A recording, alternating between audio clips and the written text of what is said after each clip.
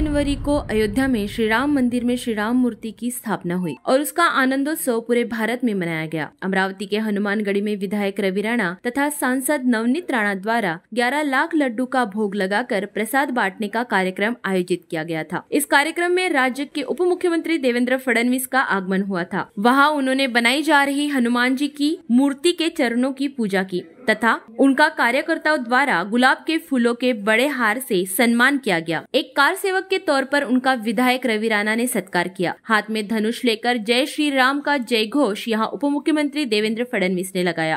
जय श्री राम, जय जय श्री राम, जय श्री राम।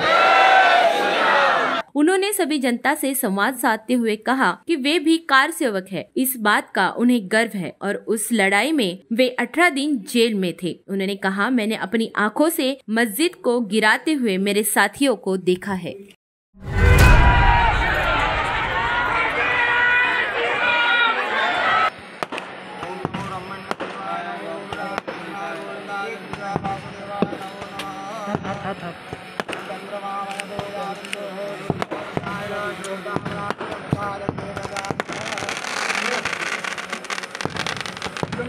भाई आप आगे जाओ।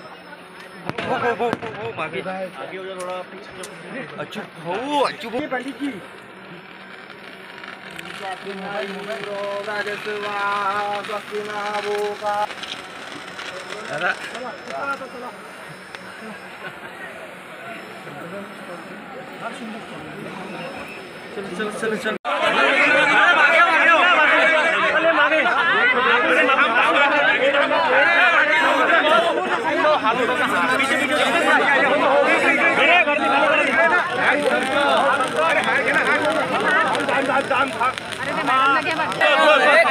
कैमरा मागे रे बेटा।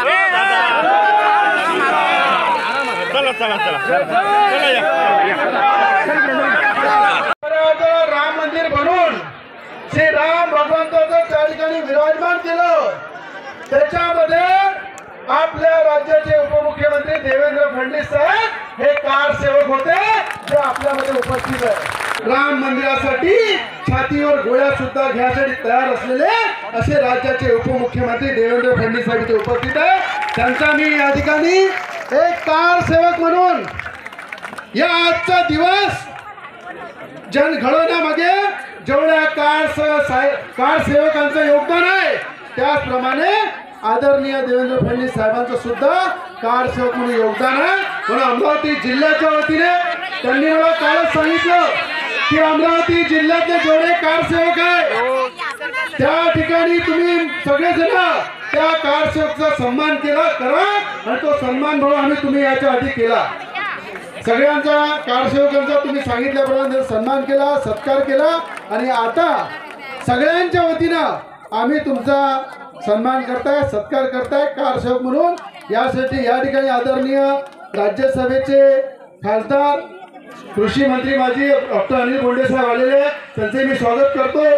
संत गौरव धामचे आमचे महाराज इथे उपस्थित आहे, त्यांचे सुद्धा स्वागत करतो। इथे कार सेवक आहे बाकीचे या ठिकाणी पुनर्वसन चे काही लोक होते त्यांचे ते धन्यवाद मानायला आले होते, त्यांचे सुद्धा वतीने धन्यवाद मानतो कारण त्यांना जायचं आहे। म्हणून या ठिकाणी मी स्वतः भाऊचा कार सेवक म्हणून सत्कार करणार आहे अमरावतीकरांच्या वतीने।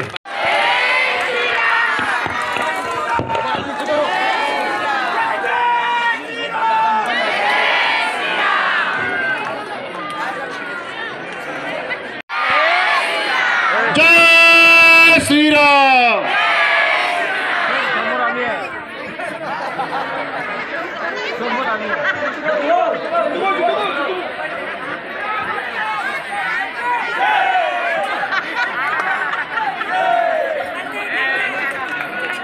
बोलो सियावर रामचंद्र की,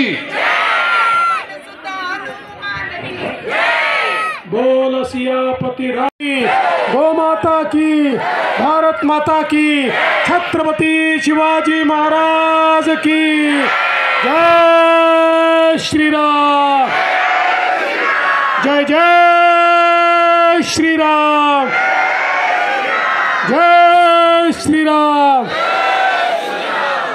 आज अतिशय आनंदाची गोष्ट आहे की या ठिकाणी श्री रवी राणा आणि खासदार नवनीत राणा यांनी हनुमानगडीमध्ये 11 लाख लाडूंचा प्रसाद प्रभू श्रीरामललांच्या आगमनाच्या निमित्ताने आयोजित केला आणि मला आणि डॉक्टर बोंडे साहेबांना आम्हाला निमंत्रित केलं। आजचा दिवस सर्वार्थाने ऐतिहासिक आहे, कारण 500 वर्षाच्या संघर्षानंतर आपले आराध्य दैवत श्री रामलला अयोध्येमध्ये त्यांच्याच जागी पुन्हा विराजमान झालेले आहेत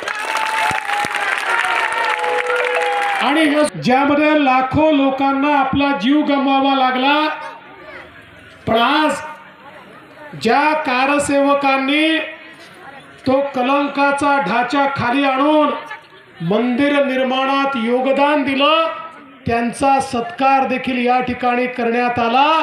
खऱ्या अर्थानं हे सगळे कारसेवक म्हणजे श्रीरामाचे हनुमानच आहेत, जे राम कार्याकरता त्या ठिकाणी गेले होते।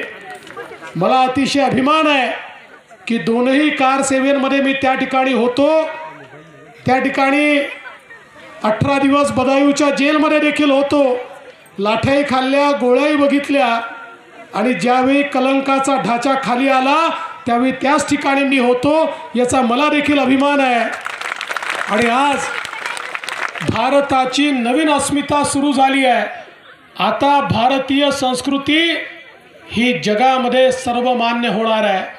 आता भारतीय विचार पद्धती जग स्वीकारणार आहे। आता भारत हा सर्व प्रकारच्या गुलामगिरीतनं बाहेर आलेला आहे, गुलामाचं प्रतीक संपलेलं आहे आणि आमचे आराध्य दैवत प्रभू श्रीराम हे आज देशाचे यशस्वी प्रधानमंत्री माननीय मोदीजी ज्यांनी आपलं स्वप्न पूर्ण केलं त्या मोदीजींच्या हस्ते आज विराजमान झाले आहेत। म्हणून या दिवसाच्या तुम्हाला सर्वांना मी मनापासून शुभेच्छा देतो।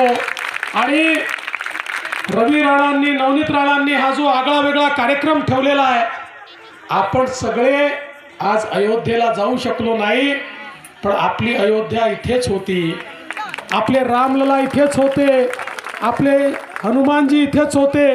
या हनुमानगडीमध्ये हा उत्सव अतिशय उत्तम प्रकारे साजरा केल्याबद्दल मी त्यांचं अभिनंदन करतो आणि माझे 2 शब्द संपवतो। जय श्रीराम।